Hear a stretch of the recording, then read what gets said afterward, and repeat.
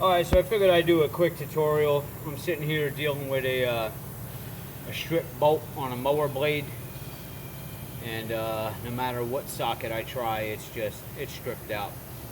So I also have a roadside assistance gig at night, and sometimes when you're on the side of the road you come across stripped lug nuts, and it's a matter of having the right tools for the job to get that person going, or they're stuck on the side of the road and you look like an idiot and you can't help them and you got to call somebody else, or they got to get towed. So basically I went on to Amazon and I got this little kit here. I'll show you. Alright, I honestly don't remember the name of it, but it's a pack of lug nuts. One is already off because I have it on there. I'm sorry, not lug nuts, a pack of sockets, and they have these teeth in here, which pretty much will, I mean, you're gonna ruin your bolt once you put it on there, but I have one on there now. You take your strip bolt, you put this on there, and you're gonna bang it on. You're gonna bang it onto that nut with a hammer, and those teeth are gonna dig right into it. And then as it turns, with the teeth grinding into that bolt and digging in, it will actually free up any bolt that's stripped. So what I did here with this strip bolt is I took a propane torch. Now, a lot of people, when they're trying to heat something up, a bolt or a nut to take it off, they put the heat right onto the bolt, which is the wrong way to do it.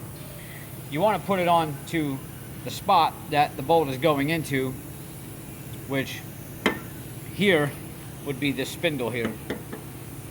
Alright, so I already have this banged on, but what I did was I heated this all up all the way around it, and what that's going to do is kind of expand this metal a little bit. But as soon as you take that heat off, you got to be ready to turn this. Now, getting back to these little sockets, I banged that one on and I put heat around there, and I had already cracked it loose, so it's loose now. But I figured, you know what, let me do a tutorial real fast on these little sockets here, because these things have just been a miracle. And I think I only paid like 30 bucks on Amazon for these things. Now again, you are going to destroy that bolt, and hopefully you have another one handy. But if you're on the side of the road and you have 5 other lug nuts or 4 other lug nuts still holding the rim on, it'll be enough to get you to safety without having to sit there for a couple more hours. I need my other hand, but I'm going to back this out, and then I'm going to show you more in detail on what this socket does to the bolt. Alright, now when you get your bolt finally out, it's going to be stuck on here. Remember, those teeth dug in there. So you're going to have a really fun time trying to get this out. But this kit comes with this little punch right here.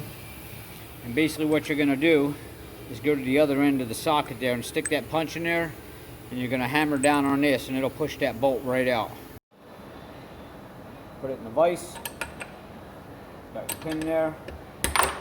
Boom. This is really stripped out. And I would not recommend putting that back on the machine. Certainly not a mower that's holding a blade on that's spinning at 1,000,000 RPMs. Could kill somebody. But if you need to get it off, that's how you get it off. These sockets are a pretty amazing invention. So I definitely recommend go on Amazon and look up these sockets for strip bolts. And there's a bunch of different kits up there. Be careful on some of them. Read the reviews, make sure they're not really cheap, because then what you're going to do is get that banged onto a bolt, and then when you go try to turn it, it's going to break because it's a cheap socket. So get the good ones. I actually only really paid 30 bucks for these, and I've used these a ton of times. It wasn't bad. I'll show you the kit one more time. This is it there. Let's see if there's any markings on this thing. I don't really see any markings or brand for you to look up. I don't remember what it was, honestly, but every mechanic should definitely have this in their toolbox. Even a homeowner, just to put it in your car for peace of mind. You're going to be traveling a lot on the roads, and you just know you're not going to be stuck. Life is all about having the right tools, and you can never have enough of them.